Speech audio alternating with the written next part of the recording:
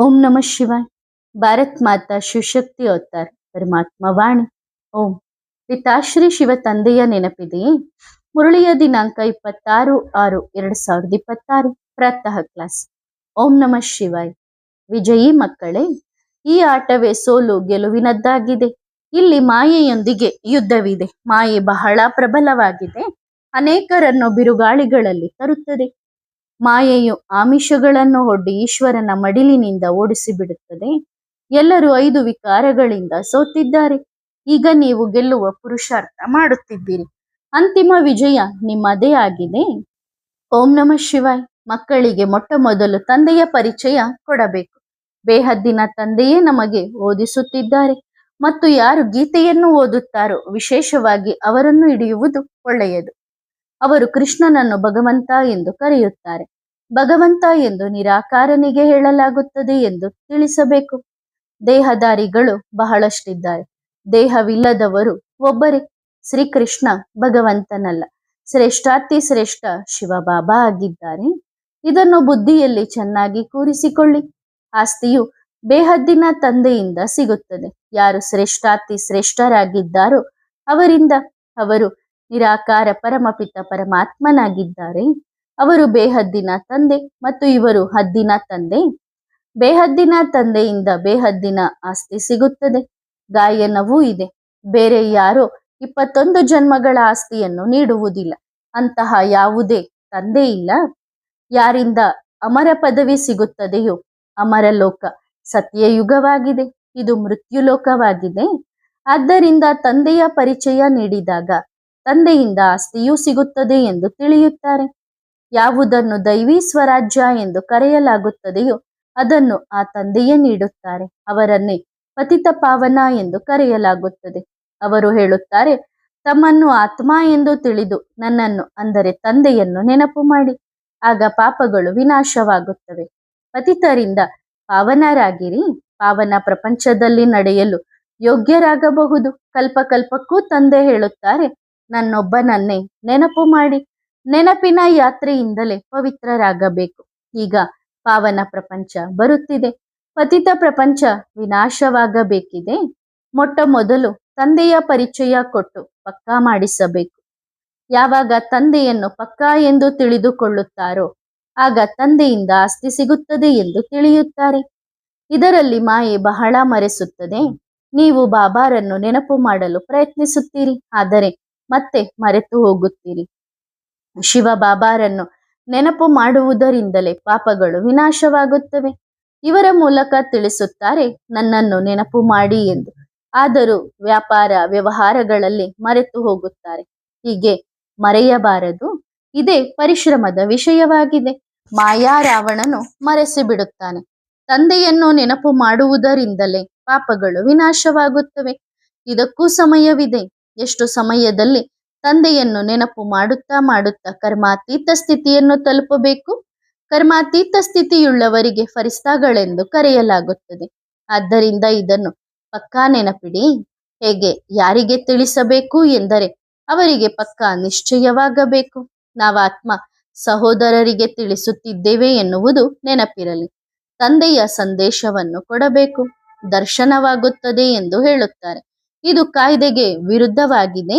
ತಪ್ಪಾಗಿ ಬಿಡುತ್ತದೆ. ದರ್ಶನ ಮುಂತಾದವುಗಳ ವಿಷಯವೇ ಇಲ್ಲ.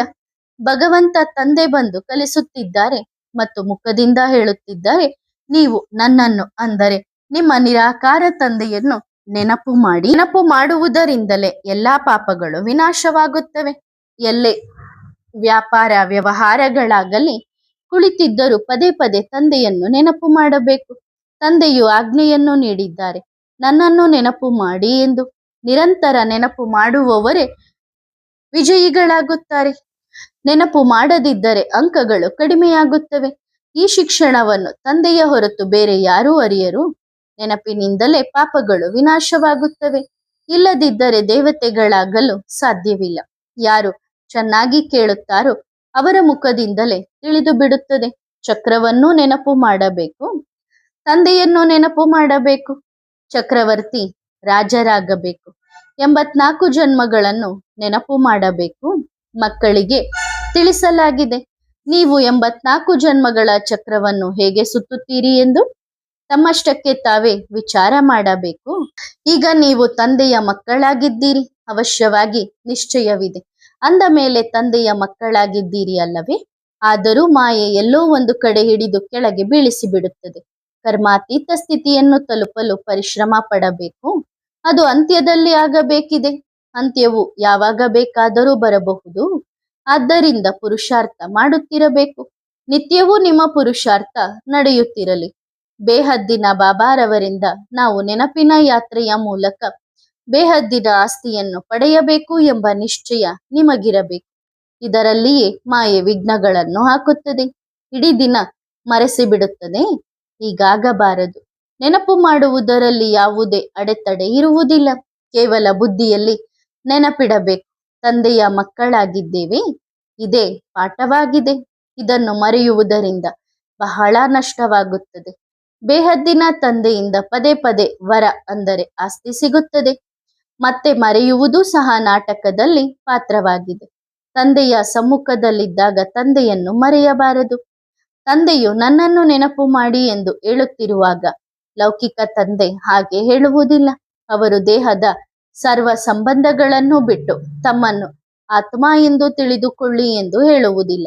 ದೇಹದ ಅಭಿಮಾನ ಬಿಟ್ಟು ನನ್ನನ್ನು ನೆನಪು ಮಾಡಿ, ಆಗ ಪಾಪಗಳು ವಿನಾಶವಾಗುತ್ತವೆ ಎಂದು ಅವರು ಹೇಳುವುದಿಲ್ಲ. ಒಬ್ಬರ ನೆನಪಿನಿಂದಲೇ ಪಾಪಗಳು ವಿನಾಶವಾಗುತ್ತವೆ. ನೀವು ಸತೋಪ್ರಧಾನರಾಗುತ್ತಾ ಹೋಗುತ್ತೀರಿ, ಅಂದರೆ ನಿಮ್ಮ ಪಾಪಗಳು ವಿನಾಶವಾಗುತ್ತಾ ಹೋಗುತ್ತವೆ. ಈ ವ್ಯವಹಾರವನ್ನು ಖುಷಿಯಿಂದ ಮಾಡಬೇಕು ಅಲ್ಲವೇ? ತಂದೆಯನ್ನು ನೆನಪು ಮಾಡುವುದರಿಂದ ಪಾಪಗಳು ವಿನಾಶವಾಗುತ್ತವೆ. ಇದು ಗೀತೆಯಲ್ಲಿದೆ. ಆದರೆ ಯಾರ ಬುದ್ಧಿಯಲ್ಲೂ ಇದು ಉಳಿಯುವುದಿಲ್ಲ. ಬ್ರಾಹ್ಮಣರೇ ದೇವತೆಗಳಾಗುತ್ತಾರೆ. ಭೋಜನ ಮಾಡುವ ಸಮಯದಲ್ಲಿ ತಂದೆಯನ್ನು ನೆನಪು ಮಾಡಬೇಕು. ಆದ್ದರಿಂದಲೇ ಭೋಜನಕ್ಕೆ ಎಷ್ಟೊಂದು ಮಹಿಮೆ ಇದೆ. ಅದು ಮುಂದೆ ಭಕ್ತಿ ಮಾರ್ಗದಲ್ಲಿ ನಡೆಯುತ್ತಾ ಬರುತ್ತದೆ. ಇಲ್ಲಿ ತಂದೆ ಹೇಳುತ್ತಾರೆ, ಎಲ್ಲವನ್ನೂ ಮರೆತು ಒಬ್ಬ ತಂದೆಯನ್ನು ನೆನಪು ಮಾಡಿ ಎಂದು. ಈ ಗುಪ್ತ ಅಭ್ಯಾಸ ನೀವು ಮಕ್ಕಳಲ್ಲಿ ನಡೆಯುತ್ತಿದ್ದರೆ ಒಳ್ಳೆಯದು. ನಿಮ್ಮದೇ ಕಲ್ಯಾಣವಿದೆ. ನಾನು ಬಾಬಾರನ್ನು ನೆನಪು ಮಾಡುತ್ತಿದ್ದೇನೆಯೇ ಎಂದು ತಮ್ಮನ್ನು ತಾವು ನೋಡಿಕೊಳ್ಳಬೇಕು. ನೆನಪಿನ ಬಗ್ಗೆ ಎಚ್ಚರಿಕೆ ಇರಬೇಕು. ಇದನ್ನು ಸಂಗಮ ಯುಗ ಎಂದು ಕರೆಯಲಾಗುತ್ತದೆ. ಅದು ಕಲಿಯುಗ. ಆದ್ದರಿಂದ ಇದರಲ್ಲಿ ಸಂಶಯ ಬರಬಾರದು. ಒಂದು ವೇಳೆ ಬಂದರೆ ಏನಾದರೂ ನಷ್ಟ ಮಾಡಿಕೊಳ್ಳುತ್ತಾರೆ. ಯಾವುದೇ ಸಂಶಯ ಬಂದರೆ ತಿಳಿಸಬೇಕು. ತಮ್ಮನ್ನು ಆತ್ಮ ಎಂದು ತಿಳಿದು ತಂದೆಯನ್ನು ನೆನಪು ಮಾಡುವುದು ಪರಿಶ್ರಮದ ಕೆಲಸವಾಗಿದೆ. ಅರ್ಧ ಕಲ್ಪ ರಾವಣನ ಮಕ್ಕಳಾಗಿದ್ದೀರಿ, ಈಗ ರಾಮನ ಮಕ್ಕಳಾಗುತ್ತಿದ್ದೀರಿ ಅಷ್ಟೇ. ಎಷ್ಟೇ ಬಿರುಗಾಳಿ ಬಂದರೂ ತಂದೆಯನ್ನು ನೆನಪು ಮಾಡುವುದು ಅವಶ್ಯಕ ಎಂದು ತಂದೆ ಹೇಳುತ್ತಾರೆ. ಇದು ರಾವಣನ ರಾಜ್ಯ, ಅದು ರಾಮ ರಾಜ್ಯ. ಏರುವ ಕಲೆ ಮತ್ತು ಇಳಿಯುವ ಕಲೆ. ಮಕ್ಕಳಿಗೆ ಬಹಳ ಖುಷಿ ಇರಬೇಕು. ನೆನಪಿನಿಂದಲೇ ವಿಕರ್ಮಗಳು ವಿನಾಶವಾಗುತ್ತವೆ. ಈ ಸಮಯದಲ್ಲಿ ಎಲ್ಲ ಆತ್ಮಗಳು ತಮೋಪ್ರಧಾನವಾಗಿವೆ ಎಂದು ತಿಳಿಸಬೇಕು. ಸತಿಯ ಯುಗದಲ್ಲಿ ಎಲ್ಲರೂ ಸತೋಪ್ರಧಾನರಾಗಿರುತ್ತಾರೆ. ತಂದೆಯು ಮಕ್ಕಳಿಗೆ ಹೇಳುತ್ತಾರೆ, ಯಾರು ಭಕ್ತಿಯಲ್ಲಿ ಅಲೆದಾಡಿದರೋ ಅವರಿಗೆ ಅದರಲ್ಲಿಯೂ ಎಷ್ಟು ಖುಷಿಯಾಗಿರುತ್ತಾರೆ. ಮೀರಾ ನೃತ್ಯ ಮಾಡುತ್ತಿದ್ದಳು. ಇಲ್ಲಿ ಬಹಳಷ್ಟು ಮಂದಿ ಮಾಡುತ್ತಾರೆ. ಬಾಬಾ ಅದನ್ನು ನಿಲ್ಲಿಸಿ ಬಿಡುತ್ತಾರೆ. ಅದರಿಂದ ಯಾವುದೇ ಲಾಭವಿಲ್ಲ. ಈ ಅಭ್ಯಾಸವನ್ನು ಅಳಿಸಬೇಕು. ಇದನ್ನು ಅವ್ಯಕ್ತವಾಗಿ ಸಂಚರಿಸುವುದು ಎಂದು ಕರೆಯಲಾಗುತ್ತದೆ. ಇದು ಶಿಕ್ಷಣ ಮತ್ತು ನೆನಪಾಗಿದೆ. ನೆನಪು ಸಹ ಅಕ್ಯುರೇಟ್ ಆಗಿರಬೇಕು. ತಂದೆಯನ್ನು ನೆನಪು ಮಾಡುವುದು ಸಹಜವಾಗಿದೆ. ಇನ್ನೊಬ್ಬರಿಗೆ ತಿಳಿಸುವುದು ಸಹ ಸಹಜ. ಆದರೆ ತಮ್ಮನ್ನು ಆತ್ಮ ಎಂದು ತಿಳಿದುಕೊಳ್ಳುವುದನ್ನು ಪದೇ ಪದೇ ಮರೆತು ಹೋಗುತ್ತೀರಿ. ಇದು ಸಹ ನಾಟಕದಲ್ಲಿ ನಿಗದಿಯಾಗಿದೆ. ಸೃಷ್ಟಿ ಚಕ್ರವು ಬುದ್ಧಿಯಲ್ಲಿದೆ ಅಲ್ಲವೇ? ಕಾಲಾವಧಿಯನ್ನು ಬಹಳ ಉದ್ದ ಮಾಡಲಾಗಿದೆ. ಭಕ್ತಿ ಮಾರ್ಗದಲ್ಲಿ ಬಹಳಷ್ಟು ಕಟ್ಟುಕತೆಗಳಿವೆ. ಧರ್ಮಭ್ರಷ್ಟ, ಕರ್ಮಭ್ರಷ್ಟ, ಧನಭ್ರಷ್ಟರಾಗಿದ್ದಾರೆ. ಏನೇನೋ ಮಾಡುತ್ತಾರೆ. ಹೃದಯವನ್ನು ತೆಗೆದು ಬೇರೆಯ ಹೃದಯವನ್ನು ಹಾಕುತ್ತಾರೆ. ಅದರಲ್ಲೇನಿದೆ? ಈ ಹಳೆಯ ಪ್ರಪಂಚವೇ ಸಮಾಪ್ತಿಯಾಗಬೇಕಿದೆ. ಯಾವಾಗ ಕರ್ಮಾತೀತ ಸ್ಥಿತಿಯಾಗುತ್ತದೆಯೋ ಆಗಲೇ ವಿನಾಶ ಆರಂಭವಾಗುತ್ತದೆ.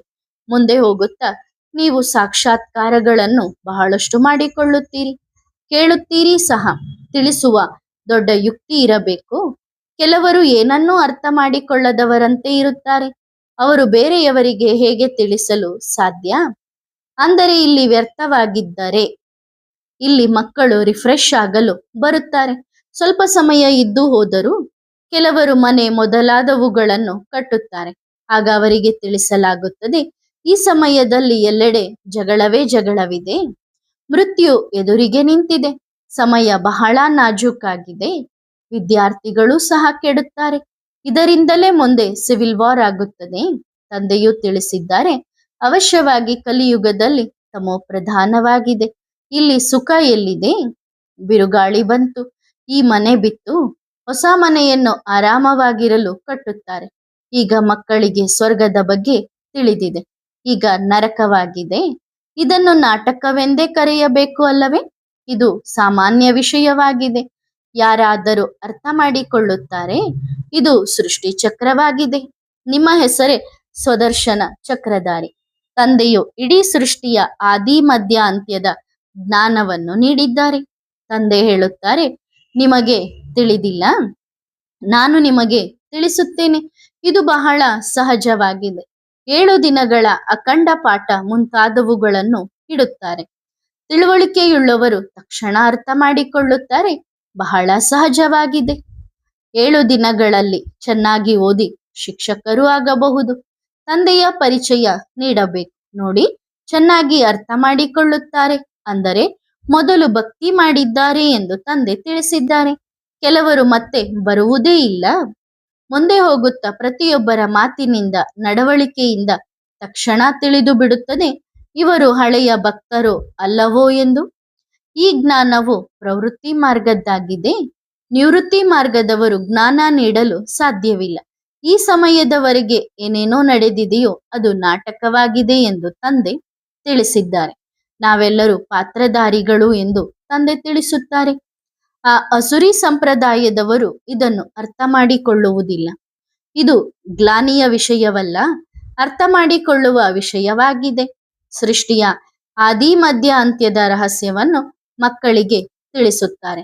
ದೇವತೆಗಳು ಮುಂತಾದವರನ್ನು ಎಷ್ಟು ನಿಂದಿಸಿದ್ದಾರೆ ಎಂದು ತಂದೆ ತಿಳಿಸುತ್ತಾರೆ. ಯಾರಾದರೂ ನಿಂದನೆ ಮಾಡಿದರೆ ಅವರ ಮೇಲೆ ಡಿಫಿಮೇಷನ್ ಕೇಸ್ ನಡೆಯುತ್ತದೆ. ತಂದೆ ಹೇಳುತ್ತಾರೆ, ನೀವು ಸಹ ನಿಂದನೆ ಮಾಡಿದ್ದೀರಿ, ನೋಡಿ ನಿಮ್ಮ ಸ್ಥಿತಿ ಏನಾಗಿದೆ ಎಂದು. ಧರ್ಮರಾಜ ದಂಡನೆ ನೀಡಿದ್ದಾನೆ. ಸಮಯವೂ ಬಹಳ ಕಡಿಮೆ ಇದೆ. ಬಹಳಷ್ಟು ವೇದ ಶಾಸ್ತ್ರಗಳನ್ನು ಓದಿದವರು ಸಹ ಬರುತ್ತಾರೆ. ನಂತರ ತಿಳಿದುಕೊಳ್ಳುತ್ತಾರೆ ಇದು ಸಹ ಭೂಸವಾಗಿದೆ ಎಂದು. ಅಂದ್ರೆ ಏನೂ ಇಲ್ಲ, ಇದರಿಂದ ನಿಮ್ಮ ಸದ್ಗತಿಯಾಗಲು ಸಾಧ್ಯವಿಲ್ಲ. ಈಗ ಈ ಟ್ರಾಟ್ರಾ ಮಾಡುವುದನ್ನು ನಿಲ್ಲಿಸಿ. ಮತ್ತೆ ಯಾರ ಮಹಿಮೆ ಮಾಡುತ್ತೀರಿ? ಬೆಟ್ಟಗಳಿಗೆ ಹೋಗಿ ಗಾಳಿ ಸೇವನೆಗೆ ಹೋಗುವಂತೆ ರಿಫ್ರೆಶ್ ಆಗಲು ಸಂಚರಿಸುವುದು ನಡೆಯುತ್ತದೆ. ಕಚೇರಿಯಲ್ಲಿ ಇದ್ದಾಗ ಆ ಕೆಲಸ ಬುದ್ಧಿಯಲ್ಲಿರುತ್ತದೆ. ಹೊರಗೆ ಹೋದಾಗ ಕಚೇರಿಯ ಆಲೋಚನೆಗಳಿಂದ ಮುಕ್ತರಾಗುತ್ತೀರಿ. ಇಲ್ಲಿಯೂ ಸಹ ನೀವು ರಿಫ್ರೆಶ್ ಆಗಲು ಬರುತ್ತೀರಿ. ಅರ್ಧ ಕಲ್ಪ ಭಕ್ತಿ ಮಾಡುತ್ತಾ ಮಾಡುತ್ತಾ ದಣಿವಾಗಿದೆ ಅಲ್ಲವೇ? ಜ್ಞಾನವು ಸಿಗುವುದೇ ಪುರುಷೋತ್ತಮ ಸಂಗಮ ಯುಗದಲ್ಲಿ. ಹಳೆಯದು ವಿನಾಶವಾದಾಗಲೇ ಹೊಸ ಪ್ರಪಂಚ ಸ್ಥಾಪನೆಯಾಗುತ್ತದೆ. ಪ್ರಳಯವಂತೂ ಆಗುವುದಿಲ್ಲ.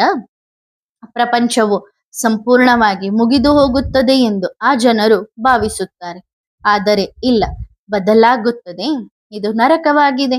ಹಳೆಯ ಪ್ರಪಂಚ, ಹೊಸ ಪ್ರಪಂಚ ಮತ್ತು ಹಳೆಯ ಪ್ರಪಂಚ ಎಂದರೇನು ಎನ್ನುವುದು ನಿಮಗೂ ಗೊತ್ತಿದೆ. ವಿವರವಾಗಿ ನಿಮಗೆ ತಿಳಿಸಲಾಗಿದೆ. ಕಲ್ಪವೃಕ್ಷ ಹೊಸದು ಮತ್ತು ಹಳೆಯದು ಎನ್ನುವುದನ್ನು ಸ್ಮೃತಿಯಲ್ಲಿಡಬೇಕು. ಹಳೆಯದನ್ನು ಕಲಿಯುಗ, ಹೊಸದನ್ನು ಸತ್ಯಯುಗ ಎಂದು ಕರೆಯಲಾಗುತ್ತದೆ. ಈ ಸ್ಮರಣೆಯನ್ನು ಯಾರೂ ಮಾಡುವುದಿಲ್ಲ. ನಿಮ್ಮ ಬುದ್ಧಿಯಲ್ಲಿ ವಿಸ್ತಾರವಿದೆ. ಅದು ಸಹ ನಂಬರ್ ವಾರ್ ಪುರುಷಾರ್ಥದ ಅನುಸಾರವಾಗಿ ತಿಳಿಸುವ ಸಿದ್ಧತೆ ಇಲ್ಲ. ಪುರುಷಾರ್ಥ ಮಾಡಿ ಅಂತಹವರಾಗುತ್ತಿದ್ದೀರಿ. ತಕ್ಷಣ ಬುದ್ಧಿಯಲ್ಲಿ ಕುಳಿತುಕೊಳ್ಳುವಂತೆ ತಿಳಿಸಬೇಕು ಎಂಬ ಆಸೆ ಇರುತ್ತದೆ. ಬಹಳಷ್ಟು ಅರ್ಥ ಮಾಡಿಕೊಳ್ಳುವ ವಿಷಯಗಳಿವೆ. ಸ್ವಲ್ಪ ಸೂಕ್ಷ್ಮತೆ, ಇಶಾರೆಯನ್ನು ನೀಡಬೇಕಾಗುತ್ತದೆ. ಇಶಾರೆ ಸಿಕ್ಕ ಕೂಡಲೇ ತಕ್ಷಣ ಹಿಡಿದುಕೊಳ್ಳುತ್ತಾರೆ. 84 ಜನ್ಮಗಳು ಸರಿಯಾಗಿವೆ. ಹೊಸ ಪ್ರಪಂಚ, ಹಳೆಯ ಪ್ರಪಂಚವು ಸರಿಯಾಗಿದೆ. ಕಚ್ಚಾ ಇರುವವರು ಹೊಡೆದು ಹೋಗುತ್ತಾರೆ, ಅಂದ್ರೆ ಬಾಬನ ಕಡೆಯಿಂದ ದೂರ ಹೋಗುತ್ತಾರೆ. ಬಹಳಷ್ಟು ಮಂದಿ ಬಾಬನಿಂದ ದೂರ ಹೋಗಿದ್ದಾರೆ. ಆದ್ದರಿಂದಲೇ ಭಗವಾನುವಾಚವಿದೆ ಆಶ್ಚರ್ಯವತ್ ಸುನಂತಿ ಕಥಂತಿ ಭಾಗಂತಿ. ಅಂದ್ರೆ ಭಗವಂತನ ಜ್ಞಾನವನ್ನ ಕೇಳ್ತಾರೆ, ಅನೇಕರಿಗೆ ಹೇಳ್ತಾರೆ, ಮತ್ತೆ ಬಾಬನಿಗೆನೆ ಡೈವೋರ್ಸ್ ಕೊಟ್ಟು ಹೋಗುತ್ತಾರೆ. ಯುದ್ಧ ಭೂಮಿಯಲ್ಲಿ ಹೊಡೆದಾಟ ಬಹಳ ನಡೆಯುತ್ತದೆ ಎಂದು ತಿಳಿಸಲಾಗುತ್ತದೆ. ಇಲ್ಲಿ ಆ ವಿಷಯವಿಲ್ಲ. ಇಲ್ಲಿ ಮಾಯೆಯೊಂದಿಗೆ ಯುದ್ಧವಿದೆ. ಮಾಯೆಯಿಂದ ಸತ್ತು ಈಶ್ವರನ ಮಕ್ಕಳಾಗುತ್ತಾರೆ, ಮತ್ತೆ ಈಶ್ವರನಿಂದ ಸತ್ತು ಮಾಯೆಯ ಮಕ್ಕಳಾಗುತ್ತಾರೆ. ದತ್ತು ಆಗಿ ಮತ್ತೆ ಡೈವೋರ್ಸ್ ಕೊಡುತ್ತಾರೆ. ಅಂದ್ರೆ ಬಾಬನಿಗೆ ದತ್ತು ಮಕ್ಕಳಾಗ್ತಾರೆ, ಮತ್ತೆ ಮಾಯೆಗೆ ವಶರಾಗಿ ಬಾಬನಿಗೆ ಡೈವೋರ್ಸ್ ಕೊಡುತ್ತಾರೆ. ಹೀಗಾಗುತ್ತದೆ ಎಂದು ತಿಳಿಸಲಾಗುತ್ತದೆ. ಮಾಯೆ ಬಹಳ ಪ್ರಬಲವಾಗಿದೆ, ಅನೇಕರನ್ನು ಬಿರುಗಾಳಿಗಳಲ್ಲಿ ತರುತ್ತದೆ. ಮಾಯೆಯು ಆಮಿಷಗಳನ್ನು ಒಡ್ಡಿ ಈಶ್ವರನ ಮಡಿಲಿನಿಂದ ಬಿಡಿಸಿ ಬಿಡುತ್ತದೆ. ಸೋಲು ಗೆಲುವು ಆಗುತ್ತದೆ ಎಂದು ಮಕ್ಕಳು ತಿಳಿಯುತ್ತಾರೆ. ಈ ಆಟವೇ ಸೋಲು ಗೆಲುವಿನದ್ದಾಗಿದೆ. 5 ವಿಕಾರಗಳಿಂದ ಸೋತಿದ್ದಾರೆ, ಈಗ ನೀವು ಗೆಲ್ಲುವ ಪುರುಷಾರ್ಥ ಮಾಡುತ್ತಿದ್ದೀರಿ. ಅಂತಿಮ ವಿಜಯ ನಿಮ್ಮದೇ ಆಗಿದೆ. ಮಕ್ಕಳ ಬುದ್ಧಿಯಲ್ಲಿದೆ. ತಂದೆಯ ಮಕ್ಕಳಾಗಿದ್ದೇವೆ ಅಂದ ಮೇಲೆ ಪಕ್ಕಾ ಆಗಿರಬೇಕು. ಮಾಯೆ ಮತ್ತು ಈಶ್ವರನ ಆಟವಿದು. ಮಾಯೆ ಎಷ್ಟು ಆಮಿಷವನ್ನು ಒಡ್ಡುತ್ತದೆ ಎನ್ನುವುದನ್ನು ನೀವು ನೋಡುತ್ತೀರಿ. ಧ್ಯಾನ ದರ್ಶನಕ್ಕೆ ಹೋಗುವುದರಿಂದಲೂ ಆಟ ಮುಗಿದು ಹೋಗುತ್ತದೆ. ಈಗ 84 ಜನ್ಮಗಳ ಚಕ್ರವನ್ನು ಸುತ್ತಿ ಮುಗಿಸಿದ್ದೇವೆ ಎನ್ನುವುದು ನೀವು ಮಕ್ಕಳ ಬುದ್ಧಿಯಲ್ಲಿದೆ. ದೇವತೆಗಳು ಮತ್ತೆ ಕ್ಷತ್ರಿಯ, ವೈಶ್ಯ, ಶೂದ್ರರಾದರು. ಈಗ ಶೂದ್ರರಿಂದ ಬ್ರಾಹ್ಮಣರಾಗುತ್ತಿದ್ದೀರಿ. ಬ್ರಾಹ್ಮಣರಾಗಿ ಮತ್ತೆ ಶೂದ್ರರಾಗಿ ಬಿಡುತ್ತಾರೆ ಎಂದರೆ ಇದೆಲ್ಲವನ್ನೂ ಮರೆತು ಹೋಗುತ್ತಾರೆ. ಹೆಜ್ಜೆ ಹಿಂದೆ ಹೋಗುತ್ತದೆ. ಲೌಕಿಕ ವಿಷಯಗಳಲ್ಲಿ ತೊಡಗಿಕೊಳ್ಳುತ್ತಾರೆ. ನಂತರ ಮುರುಳಿ ಮುಂತಾದವುಗಳು ನೆನಪಿರುವುದಿಲ್ಲ. ರಿಫ್ರೆಶ್ ಆಗಿರುವುದೇ ಇಲ್ಲ. ಸಿನ್ನಿಂದಲೇ ಬಹಳಷ್ಟು ಮಂದಿ ಬರುತ್ತಿದ್ದರು. ಜ್ಞಾನವನ್ನು ತಿಳಿಸುವುದು ಬಹಳ ಸಹಜವಾಗಿದೆ. ನೆನಪಿನ ಯಾತ್ರೆ ಇದಕ್ಕಿಂತಲೂ ಸುಲಭವಾಗಿದೆ. ಇದು ಶಿಕ್ಷಣ ಆಗಿದೆ. ಇದರಲ್ಲಿ ಎಷ್ಟು ವಿಷಯಗಳು ಇರುತ್ತವೆ.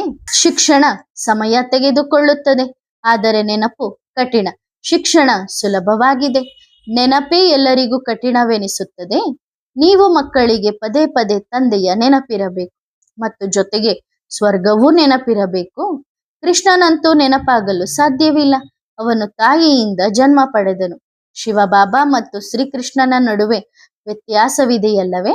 ನಾವು ಶಿವ ಜಯಂತಿಯನ್ನು ಆಚರಿಸುತ್ತೇವೆ ಎನ್ನುವುದು ನೀವು ಮಕ್ಕಳ ಬುದ್ಧಿಯಲ್ಲಿದೆ. ಏನು ಮಾಡುತ್ತೇವೆ?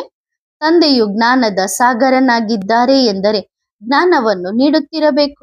ಶಿವಬಾಬಾ ಬರುತ್ತಾರೆ ಎನ್ನುವುದು ಅವಶ್ಯವಾಗಿ ಇದೆ. ಅವರನ್ನು ಬಾಬಾ ಬಾಬಾ ಎಂದು ಕರೆಯುತ್ತಾ ಭೇಟಿಯಾಗುತ್ತಾರೆ. ತಂದೆಯು ಹೊಸ ಪ್ರಪಂಚವನ್ನು ಸ್ಥಾಪಿಸಲು ಬರುತ್ತಾರೆ. ಅದನ್ನು ಸ್ವರ್ಗ ಎಂದು ಕರೆಯಲಾಗುತ್ತದೆ.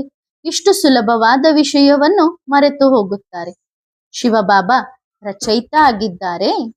ಹಳೆಯವರಾಗಲು ಹಳಬರಾಗಲು ಸಾಧ್ಯವಿಲ್ಲ. ವಿಷಯ ಬಹಳ ಸಹಜವಾಗಿದೆ. ನಿಮ್ಮನ್ನು ನಿಮಿತ್ತರನ್ನಾಗಿ ಮಾಡಲಾಗಿದೆ. ನೀವು ಯಾರನ್ನಾದರೂ ಕೇಳಬಹುದು. ಇದು ಅದ್ಭುತವಾಗಿದೆ. ಆತ್ಮಗಳೆಲ್ಲರ ಶರೀರಕ್ಕೆ ಹೆಸರು ಬೀಳುತ್ತದೆ, ಇವರ ಶರೀರಕ್ಕೆ ಹೆಸರು ಬೀಳುವುದಿಲ್ಲ. ಶಿವಬಾಬಾ ಒಂದೇ ಸಾರಿ ಬರುತ್ತಾರೆ. ಆತ್ಮವು ಕೊನೆಯಲ್ಲಿ ಬಂದರೂ ಸಹ ಹೆಸರು ಬೀಳುತ್ತದೆ. ಶಿವಬಾಬಾ ಒಂದೇ ಸಾರಿ ಬಂದರೂ ಅವರಿಗೆ ಹೆಸರು ಬೀಳುವುದಿಲ್ಲ. ಅವರಿಗೆ ಶರೀರವಿಲ್ಲ. ಅನೇಕರಿಗೆ ಈ ಬ್ಯಾಡ್ಜ್ ಧರಿಸಲು ಸಹ ನಾಚಿಕೆಯಾಗುತ್ತದೆ. ದೇಹಾಭಿಮಾನವಿದೆ ಅಲ್ಲವೇ. ನಿಂದನೆಯಂತೂ ಅನುಭವಿಸಲೇಬೇಕು. ಕೃಷ್ಣನು ಎಷ್ಟು ನಿಂದನೆ ಅನುಭವಿಸಿದ್ದಾನೆ. ಎಲ್ಲಕ್ಕಿಂತ ಹೆಚ್ಚು ನಿಂದನೆ ಅನುಭವಿಸಿದ್ದು ಶಿವನು, ನಂತರ ಕೃಷ್ಣನು, ನಂತರ ಎಲ್ಲಕ್ಕಿಂತ ಹೆಚ್ಚು ನಿಂದನೆ ಅನುಭವಿಸಿದ್ದು ರಾಮನು. ನಂಬರ್ ವಾರ್ ಆಗಿದೆ. ನಿಂದನೆ ಮಾಡುವುದರಿಂದ ಭಾರತಕ್ಕೆ ಎಷ್ಟು ಗ್ಲಾನಿಯಾಗಿದೆ. ಪರಮಾತ್ಮನನ್ನು ಸರ್ವವ್ಯಾಪಿ ಎನ್ನುವುದು ನಂಬರ್ 1 ಗ್ಲಾನಿಯಾಗಿದೆ. ನಂತರ ವಿಶ್ವದ ಮಾಲೀಕನಾಗಿದ್ದ ಕೃಷ್ಣನ ಗ್ಲಾನಿಯಾಗಿದೆ. ಅವರನ್ನೂ ಸಹ ವಿಕಾರಿಯನ್ನಾಗಿ ಮಾಡಿಟ್ಟಿದ್ದಾರೆ. ಶಿವನನ್ನು ಕಲ್ಲು ಮಣ್ಣುಗಳಲ್ಲಿ ಹಾಕಿದ್ದಾರೆ. ಅವರಿಗೆ ಶರೀರವೇ ಇಲ್ಲದಿರುವಾಗ ಅವರನ್ನು ವಿಕಾರಿ ಎಂದು ಹೇಗೆ ತೋರಿಸುತ್ತಾರೆ? ಕೃಷ್ಣನನ್ನು ಬಾಲ್ಯದಲ್ಲಿಯೇ ವಿಕಾರಿಯನ್ನಾಗಿ ಮಾಡಿದ್ದಾರೆ. ರಾಮನನ್ನು ಅಳುವಂತೆ ಮಾಡಿದ್ದಾರೆ. ಅವನ ಪತ್ನಿಯನ್ನು ಅಪಹರಿಸಲಾಯಿತು. ಎಂತೆಂತಹ ಮಾತುಗಳನ್ನು ಮಾಡಿದ್ದಾರೆ. ಒಳ್ಳೆಯದು. ಓಂ. ಆತ್ಮಿಕ ತಂದೆಯ ಆತ್ಮಿಕ ಮಕ್ಕಳಿಗೆ ನೆನಪು, ಪ್ರೀತಿ ಮತ್ತು ನಮಸ್ತೆ. ವರದಾನ: ತಿಲಕಧಾರಿ ಭವ. ಬ್ರಾಹ್ಮಣರ ಗುರುತನ್ನು ತಿಳಿಸಿ ಲೌಕಿಕ ಬ್ರಾಹ್ಮಣರು ಜುಟ್ಟು ಇಡುತ್ತಾರೆ, ತಿಲಕ ಇಡುತ್ತಾರೆ ಮತ್ತು ಜನಿವಾರವನ್ನು ಧರಿಸುತ್ತಾರೆ. ನೀವು ಅಲೌಕಿಕ ಬ್ರಾಹ್ಮಣರು ಏನು ಮಾಡುತ್ತೀರಿ? ಪ್ರತಿದಿನ ಅಮೃತ ವೇಳೆ ಸ್ವಯಂಗೆ ಮಾಸ್ಟರ್ ಸರ್ವಶಕ್ತಿವಾನ್ ಎನ್ನುವ ತಿಲಕವನ್ನು ಇಟ್ಟುಕೊಳ್ಳಿ. ಇಡೀ ದಿನ ತಿಲಕಧಾರಿಯಾಗಿರುವುದರಿಂದ ಮಾಯೆ ಎಂದಿಗೂ ಎದುರಿಸುವುದಿಲ್ಲ. ತಿಲಕವು ನಿಮ್ಮ ವಿಜಯದ ಗುರುತಾಗಿದೆ. ಅಮೃತ ವೇಳೆಯು ವರದಾನದ ಸಮಯವಾಗಿದೆ. ಅಮೃತ ವೇಳೆಯ ಮಹತ್ವವನ್ನು ಎಷ್ಟು ಅರಿಯುತ್ತೀರೋ ಅಷ್ಟೇ ಮಹಾನ್ ಆಗುತ್ತೀರಿ. ಒಳ್ಳೆಯದು. ಓಂ ನಮಃ ಶಿವಾಯ.